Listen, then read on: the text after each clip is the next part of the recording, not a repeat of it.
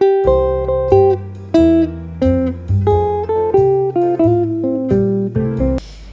êtes bien sur la meilleure des chaînes. Bonjour à tous, bienvenue sur votre chronique qui se passe du lundi au vendredi. Toujours en compagnie avec Mohamed Sissi. Bonjour Mohamed Sissi. Bonjour madame. Comment tu vas? Je vais très bien. Et le ramadan? Oui, ça se passe très bien. On est en période de froid. Ouais. Et nous, c'est très bénéfique pour des gens qui jeûnent très bien, comme moi, comme monsieur Sissé. Je ne dis pas certaines qui font semblant de gêner. Qui fait semblant de gêner, selon toi? Comme les espèces des Aminatou. Des Aminatou? Est-ce que c'est vrai? Ah, en tout cas, on voit, parce que là, les milliers de téléspectateurs qui nous suivent en ce moment, ils constatent certainement que vous avez du mal à prononcer des mots. Ça, c'est des effets. Ah bon? C'est des effets qui montrent que, en effet... Donc tu parles de la chronique d'hier, quoi. Hein? Tu parles de la chronique d'hier, là où j'ai un peu tâtonné. Mais ça arrive parfois de non, je trébucher, ne parle pas du tout de la chronique d'hier. Je viens de parler tout de suite là. Voilà, je sens que, voilà, il y a... Je ne sais pas si de la salive qui commence à sortir là. Je sais pas. En tout cas, il faut tenir. Hein. Il faut pas me taquiner, hein, franchement. Le chemin est encore relativement long. Il faut tenir. Il faut pas lâcher prise. Il faut savoir que moi, j'ai l'habitude de gêner, pas que le ramadan, donc ça va. Donc voilà, comme je disais tantôt, bienvenue à tous sur votre chronique qui se passe du lundi au vendredi. Donc aujourd'hui, on va parler de Donald Trump et la guerre qui se passe entre Ukraine et la Russie. Donc aujourd'hui, on va toucher Donald Trump. Ah oui, Donald Trump, un autre clown. Hier, tu as qualifié d'Omaro de clown, pardon. Et aujourd'hui, encore tu dis que... Alors, Mbalo, à la différence, c'est un clown, aussi bien sur le fond que sur la forme. D'accord. Par contre, Donald Trump, c'est un clown sur la forme, mais sur le fond, il est très subtil. D'accord. Il est très malin. D'accord. Et c'est cette subtilité qui lui fait aujourd'hui réussir à tirer les ficelles de la géopolitique. D'accord. Et ce qui fait aujourd'hui, même l'Europe a peur de sa façon de gérer justement cette géopolitique-là. D'accord. Alors, on va débattre aujourd'hui sur un sujet qui porte sur Donald Trump, comme je disais tantôt. Le sujet est: Donald Trump réussira-t-il à arrêter la guerre entre l'Ukraine et la Russie? Donc, depuis la Maison-Blanche, vendredi 7 mars, Donald Trump a estimé qu'il n'est plus facile de traiter avec la Russie concernant la guerre en Ukraine, car eux ont les cartes en main. Selon le dirigeant américain, le président des États-Unis a menacé la Russie de nouvelles sanctions bancaires et de droits de douane. La Russie, quant à elle, a lancé vendredi dernier une attaque massive de drones et de missiles sur les infrastructures énergétiques ukrainiennes. Alors, M. Sissi, on va commencer avec les questions. D'abord, les États-Unis ont annoncé la suspension de leur aide. On ne savait pas encore ce qu'elle incluait. On pensait aux missiles, au matériel purement militaire. Là, c'est clair, c'est le renseignement qui est stoppé. La conséquence, c'est quoi? C'est une armée ukrainienne aveugle, selon vous? Alors, une très bonne question. Alors, et en effet, c'est ce qui avait été décidé. On a vu cette discussion houleuse qui a caractérisé une tension très forte entre Zelensky et Donald Trump, ce clown, dans le bureau ovale. Oui. Évidemment, il y avait le vice-président qui était là. On sait, ça n'a pas abouti sur une entente parce que Donald Trump voyait Zelensky comme quelqu'un qui n'est pas un pourvoyeur de la paix, qui ne souhaite pas la paix pour mettre fin à cette guerre, à ce conflit qui existe entre l'Ukraine et la Russie. Et les deux là se sont séparés en queue de poisson. Même au sorti de cet entretien houleux, le point de presse qui était initialement prévu n'a pas été tenu. Et il y a aussi un élément très important qui devait se faire à l'issue de cet entretien-là, c'était la signature de l'accord sur les minerais de l'Ukraine. Ça n'a pas également été fait. Alors, du coup, le lendemain ou quelques jours après de cet entretien tendu, Donald Trump, comme vous le connaissez, il a décidé de geler l'aide militaire et surtout les renseignements que les Américains aient accordés aux Ukrainiens pour faire face à l'agression, à l'assaut russe. D'ailleurs, c'est ce qui leur permettait de pouvoir connaître les stratégies militaires de l'armée russe.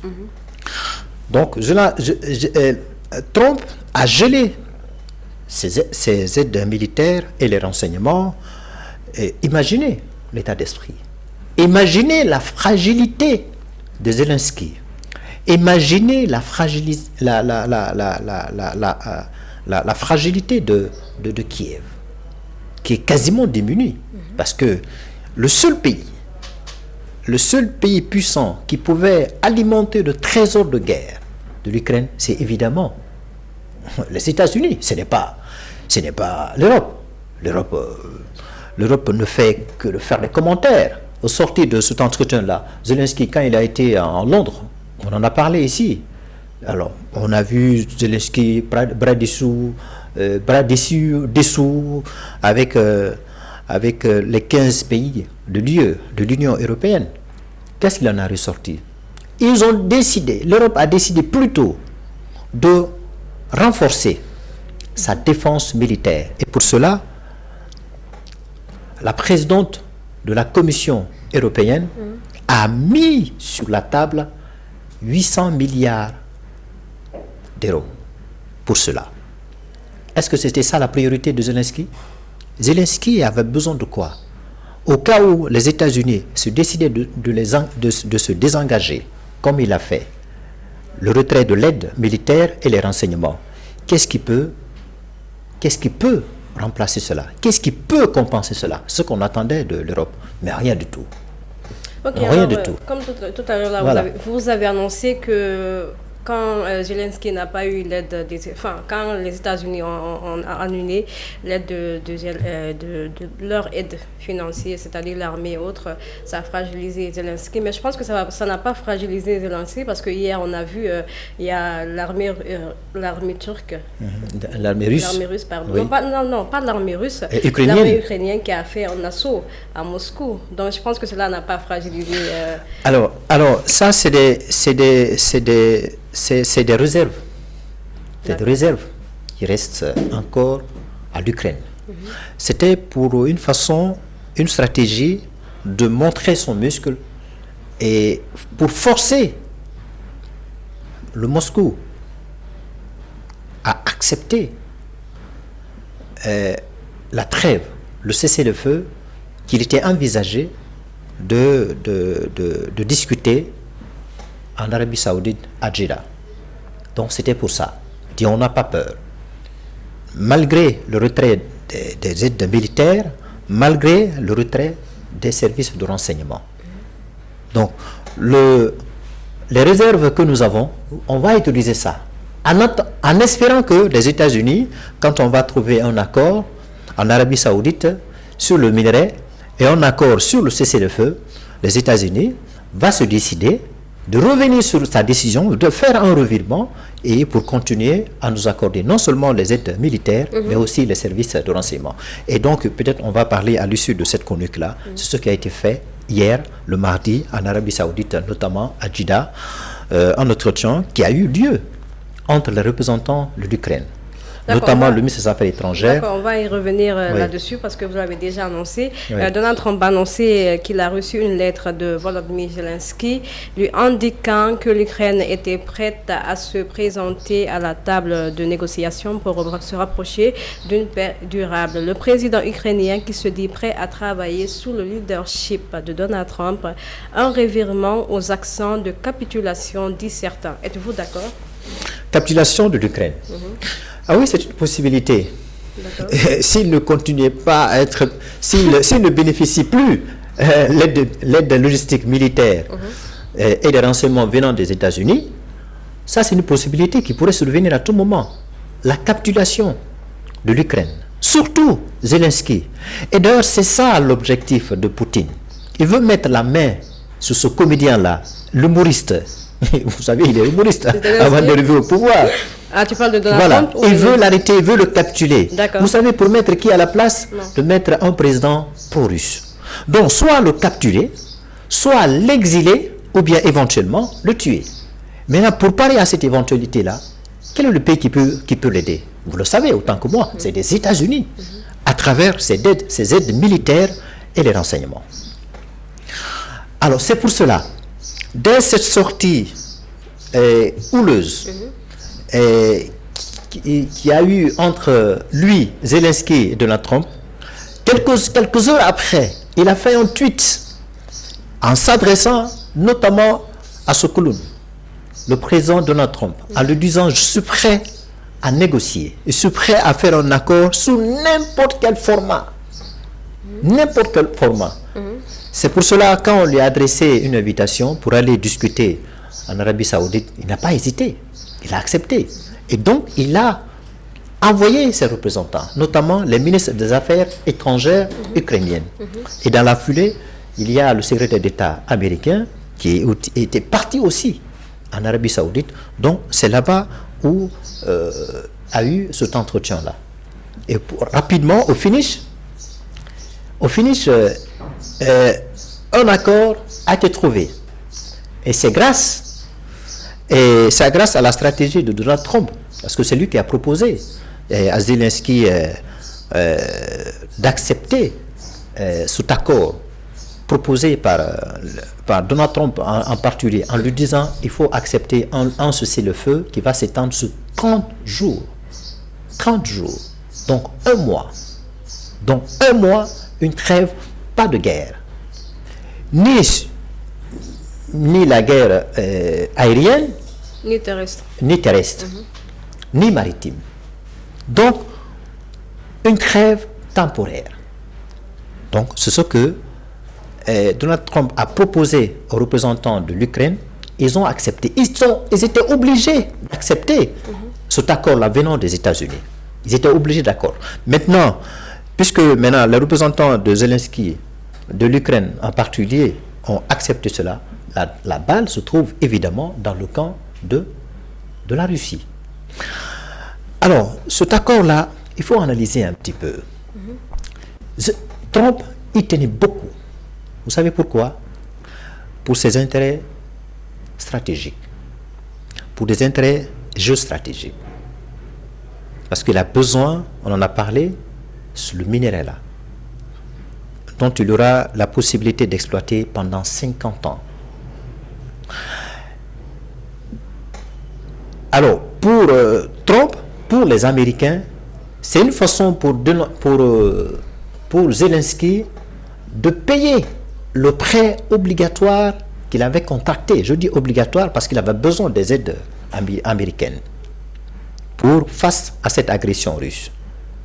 Donc, sous le régime de Joe Biden, il a contracté ce prêt-là, dont le montant s'élève à 350 milliards de dollars. Certains parlent même de 119 milliards. Alors, ce n'est pas un prêt en argent. C'est ce que les gens ne comprennent pas. Ce n'est pas un prêt en argent.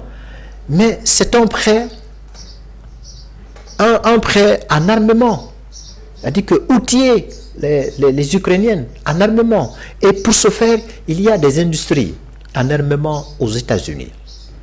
Il y a des armes qui se trouvaient dans ces industries-là, dans le trésor de guerre américain, qui étaient invendus.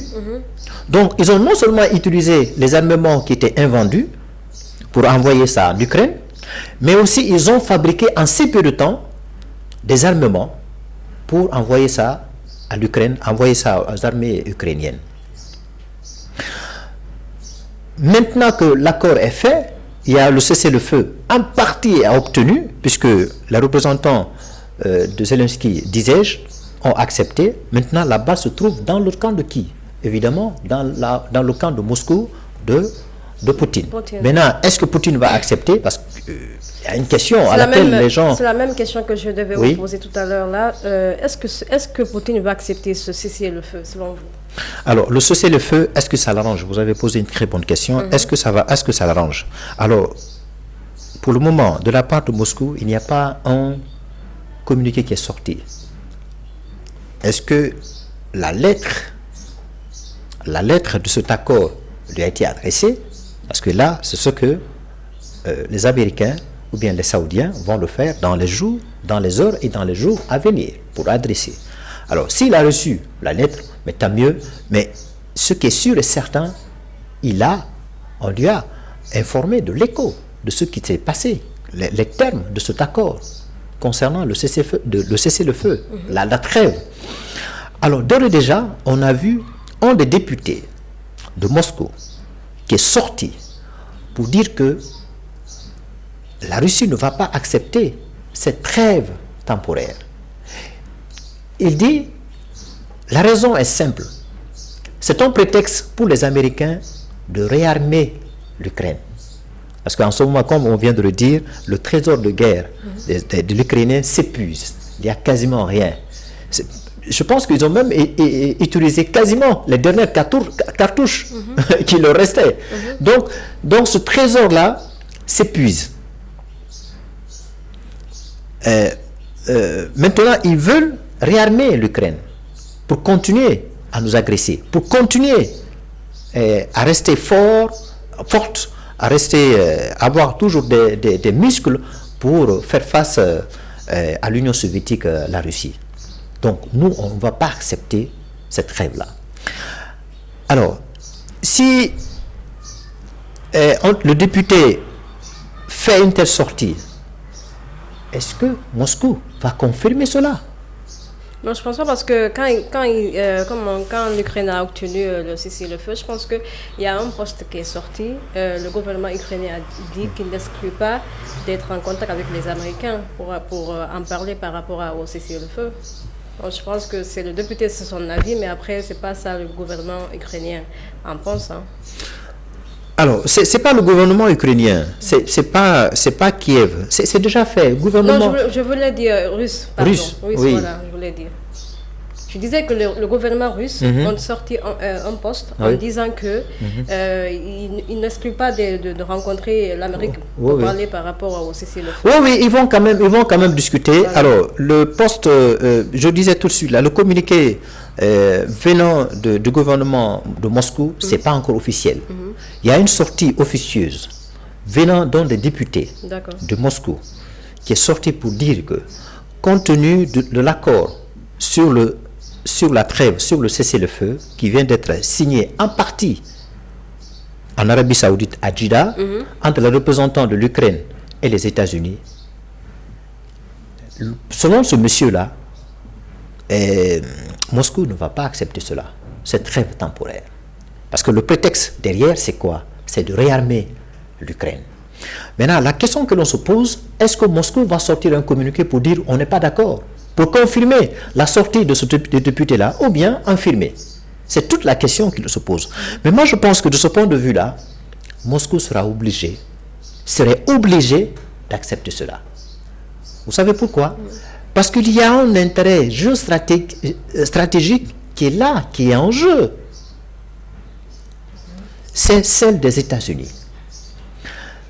Puisque le minerai qu'il a signé, ce gisement-là se trouve où, de minerai? Ça se trouve où? Ça se trouve en Ukraine. Ça se trouve en Ukraine. Maintenant, pour protéger ce gisement de minerai-là, pour qu'il puisse continuer à exploiter ces ressources minières-là pendant 50 ans, il va falloir sanctuariser, il va falloir sécuriser. Maintenant, d'où l'importance d'une éventuelle co-belligérance des États-Unis. D'où maintenant le rapprochement de l'OTAN vers la porte de la Russie pour protéger les intérêts américains qui se trouvent en Ukraine. Alors, l'alliance semblante, ou bien l'allié semblant qui était possible avant entre États-Unis et L'Ukraine et Moscou. D'accord. Moscou, parce qu'avant la signature de cet accord-là, Trump disait, oui, Poutine c'est notre allié, la Russie c'est notre allié. Maintenant que son intérêt est en jeu, l'intérêt des Américains est en jeu, c'est-à-dire que l'exploitation de ces minéraux-là, est-ce que cette alliance-là entre Moscou et États-Unis, est-ce que ça va perdurer? Est-ce que ça va rester intact? Est-ce que ça va pas prendre une autre tournure? Ça va être compliqué. Hein? Oui. Donc, il y a une problématique ici liée à l'intérêt géopolitique. Donc ça, c'est une question à laquelle vraiment tout le monde est en train de s'opposer. D'accord. Alors on va continuer toujours avec nos questions. Cette guerre entre la Russie et l'Ukraine n'entraîne pas la division de l'Europe selon vous? Ah, ce matin-là, vous posez des bonnes questions. Mais dans tout ça, où se trouve l'Europe? Donc imaginez si les Américains n'étaient pas là. La Russie aurait réussi à broyer Zelensky depuis très longtemps, sans ces aides américaines, sans ces services de renseignement. L'Ukraine aurait réussi à faire face à cette puissance russe, l'Union soviétique. Je n'en crois pas. Je n'en crois pas. L'Europe prétend aider l'Ukraine, mais elle ne met pas le paquet. Elle ne met pas le paquet. À part le discours. On entend le soi-disant leader de l'Union européenne, en l'occurrence Emmanuel Macron, qui dit qu'il va ouvrir une espèce de parapluie nucléaire pour défendre tous les 27 des États européens en cas d'une éventuelle attaque nucléaire venant de la Russie. Mais au moment où l'Ukraine avait besoin de l'aide militaire et des renseignements, où se trouvait l'Europe? C'est maintenant que l'Europe a peur, qu'elle fait semblant de brandir cette espèce des armes nucléaires pour dissuader la Russie. Ce n'est pas ce qui va dissuader la Russie. Ce n'est pas ça. Si c'est ça qui allait dissuader la Russie n'allait pas faire une invasion en Ukraine. Si la Russie sait que l'Europe ne va pas faire une menace, mais elle va agir, elle ne va pas oser d'abord annexer la Crimée en 2015. Elle n'ose pas, à plus forte raison, occuper aujourd'hui bon nombre de régions de l'Ukraine. Donc, l'acteur le plus important aujourd'hui dans la scène politique internationale, dans le jeu politique, c'est évidemment Donald Trump, qui tire le ficelle. Voilà. Et là, il gagne. C'est pas pour rien, c'est pas fortuit, hein, s'il intervient. S'il se porte médiateur entre l'Ukraine et la Russie, c'est parce qu'il a quelque chose à y gagner. Il a un intérêt. Oui, le minerai. Le minerai, exactement. Oui, le minerai. Donc, il va continuer à exploiter ça.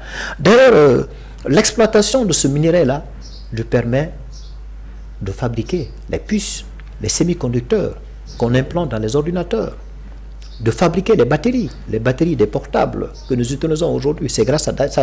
D'ailleurs, un portable ne va pas s'éclater dans vos mains. Donc, même suite à cet accord qui a été signé en Arabie Saoudite, on a vu Macron inviter tout de suite les chefs d'État des pays, chefs d'État des pays africains pour discuter quoi? Un éventuel envoi des troupes européennes sur le sol ukrainien pour garantir la sécurité en cas de cessez-le-feu réciproque. Parce que pour le moment, ce n'est pas encore réciproque, puisque c'est l'Ukraine seulement qui a validé. La Russie n'a pas encore validé, donc ce n'est pas encore validé. Donc, dès lors que cet accord, ce cessez-le-feu serait réciproque, à partir de ce moment, l'Europe prétend assurer la sécurité de l'Ukraine. Moi, je n'en crois pas. Et Poutine dit, si vous agissez ainsi, vous allez être vu comme co-belligérant, et donc, par conséquent, je vais utiliser des armes nucléaires. Et c'est ce que l'Europe a peur. C'est pour cela, la dernière sortie de Macron à cet effet, il dit que je vais offrir un parapluie nucléaire à tous les 27 pour les protéger contre une éventuelle attaque nucléaire. Mais est-ce qu'on ne tend pas vers une troisième guerre mondiale selon vous? Une très bonne question. C'est ce que certains spécialistes disent. Moi, je ne crois pas. On est rentré dans le jeu de la guerre froide. Cette guerre froide a commencé en 1945 et ça a terminé en 1989, entre 1989 et 1991. Donc, il y avait une tension très forte entre les deux puissances, deux superpuissances, entre l'Union soviétique, en ce moment, c'était vraiment l'Union soviétique, hein, l'Union des républiques socialistes soviétiques. C'était vraiment une union très forte. Parce que en ce moment, l'Ukraine était dedans, la Biélorussie était dedans. Donc, c'était vraiment très forte en ce moment. Entre les États-Unis, qui est aussi un pays super puissant. Donc, de là à parler de la Troisième Guerre mondiale, non. Moi, je vois, on est en guerre froide. Ça veut dire quoi en d'autres termes? C'est des menaces. La Russie menace de projeter des armes nucléaires. L'Europe également, à travers la France, veut utiliser des parapluies nucléaires pour protéger les pays européens. L'OTAN également, les membres qui se trouvent dans cette alliance-là, va à tout moment utiliser, c'est une menace, hein, va à tout moment utiliser l'article 5 qui stipule que lorsque un des membres de l'alliance serait touché, voilà l'article que je vais devoir utiliser pour riposter. Donc on est rentré dans le jeu de la guerre froide, non pas la guerre. Moi je ne crois pas. En tout cas c'est mon point de vue. On est rentré, le jeu de la géopolitique aujourd'hui, on est rentré dans la guerre froide. Donc l'histoire se répète, hein, depuis 1945 là. Donc l'histoire se répète là. Donc cette guerre froide risquerait de se passer entre les États-Unis et la Russie. Ce n'est même pas l'Union soviétique, hein, parce que l'Union soviétique s'est éclatée depuis un moment. Maintenant, entre la Russie et les États-Unis. À cause de quoi? À cause de l'Ukraine. D'accord. Et les États-Unis ne vont pas lâcher, parce qu'il y a son intérêt géostratégique, je viens de parler, dès lors qu'il a signé l'accord de minerais qui se trouve sur le territoire de l'Ukraine, et d'ailleurs, ça se trouve entre l'Ukraine et la Biélorussie, cette zone-là, qui va être exploitée.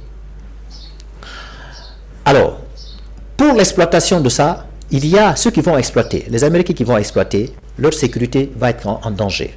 Et pour cela, il faut envoyer des troupes américaines. Il faut que l'OTAN soit sur la porte. Est-ce que Poutine va accepter cela? Il dit dès lors que l'OTAN va être devant la porte de l'Ukraine, moi, ma sécurité sera en danger. Qu'est-ce qu'il va faire en ce moment? Qu'est-ce qu'il va faire? Est-ce qu'il va continuer à larguer des bombes? Est-ce qu'il va continuer à lancer des drones? Des missiles?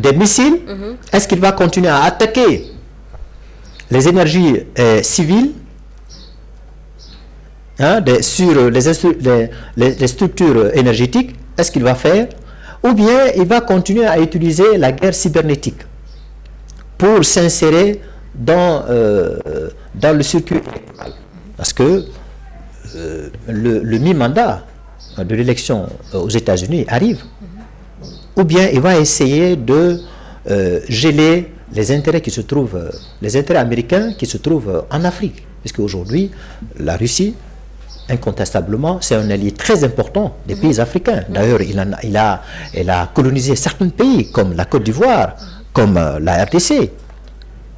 Donc, on est dans le jeu de la guerre froide, non pas la guerre. Ok, comme vous avez parlé tout à l'heure de l'Afrique, on va toucher un peu, on va parler un peu de l'Afrique. Nos dirigeants africains doivent réfléchir et tirer des leçons sur ce qui se passe entre Donald Trump, Zelensky et Poutine. Qu'en dites-vous? Oh ma chérie, vous êtes en forme ce matin. Une très bonne question. Alors, lorsqu'il y a un conflit entre la poule ou bien le coq et le couteau, On voit t'es comédienne, toi. non, mais posons-nous la question. Des puissances qui sont en train de se battre pour leur intérêt, pour leur propre intérêt. Alors, ce qu'il faut retenir a priori? Regardez le revirement de Donald Trump. Voilà le président des États-Unis. Sous la forme, il ne gouverne pas de la même manière, mais sous le fond, c'est la même chose. L'aide qu'on a accordée à l'Ukraine et les services de renseignement, c'était passé sous quel régime? Joe Biden. Joe Biden. Vous voyez ça, sous le fond. Parce que Joe Biden sait que, au finish, l'Ukraine sera obligée de rembourser. Parce qu'il y a un intérêt là-bas, géostratégique, le minerai. Le minerai, oui. Donc, son successeur est venu pour la mise en œuvre justement de cette politique-là, de fond. Alors, vous voyez, donc, sur le fond, là, donc, sur la forme, quand Donald Trump parle comme un clown, voilà, il change, il n'a pas un discours courtois, il n'a pas un discours diplomatique, les gens disent, oui, c'est un fou. Il n'est pas fou, il est intelligent. Il y a un revirement. Les États-Unis n'ont pas d'intérêt. Ils n'ont que des amis. C'est ce qui trompe les chefs d'État africains, surtout les civils. Les États-Unis n'ont pas d'intérêt. J'ai écouté là-dessus l'ancien président français, Hollande. Il dit que Donald Trump ne connaît que le rapport de force. Attaquer les bourses économiques, ses intérêts économiques, donc toucher son talon d'Achille, c'est ce qui peut le faire mal. Mais si tu viens à supplier à ses exigences, à le séduire, il va te broyer, il va te détruire. Il ne connaît que ça, le rapport de force. Le rapport de force. Donc quand j'entends le chef d'État comme Ouattara dire à l'issue d'une interview là, que la France c'est un pays ami, Macron c'est un ami. Non! Macron a répondu, il dit non, les pays africains ne sont pas mes amis. Il y a un président, Mitterrand disait, l'État n'a pas d'amis, l'État n'a que des intérêts. Donc ça c'est une leçon que les chefs d'État africains doivent tirer. On a vu tout récemment l'aide américaine accordée aux pays africains, le Sénégal en particulier, si je ne m'abuse, 376 milliards qu'on accordait aux Américains et aux Sénégalais. Et dès lors que cela a été gelé, j'ai vu la réaction du Premier ministre. Il dit désormais il ne faut pas dépendre des pays puissants, on doit se dépendre à soi-même. Donc il ne faut pas se leurrer. Les Africains, il ne faut pas se leurrer. Ces pays-là, ces pays, les superpuissances, l'Union soviétique, la France, le Royaume-Uni, les États-Unis en particulier, n'ont pas d'amis, ils n'ont que des intérêts. Regardez ce qui se passe au Canada. Il veut annexer un territoire de ce pays-là. Il a même augmenté les taxes. Hein? Il demande même que sur l'acier, sur l'uranium. Il demande même que le Canada soit, je ne sais pas, le 52e État. Oui, un des jalons, oui, 52e État des États-Unis. Oui. Donc, c'est un prédateur impérial, Donald Trump. C'est un expansionniste. Et si États-Unis est devenu États-Unis aujourd'hui, c'est parce qu'ils ont grignoté. C'est comme des empereurs. Il vient ici, on grignote, on récupère ce territoire-là, on récupère ce territoire-là. Ce qui a fait les États-Unis aujourd'hui. Et l'Union soviétique, il y avait beaucoup. Il y a ces pays-là qu'il a perdu. Il se trouvait à son sein. Mais il a perdu tous ces pays-là. Donc, c'est la raison pour laquelle aujourd'hui, Poutine, on va terminer par ça, Poutine est en train de se battre, bec et oncle, pour récupérer tous ces pays-là qu'il a perdus, qui se trouvaient, qui étaient des membres de l'Union soviétique, pour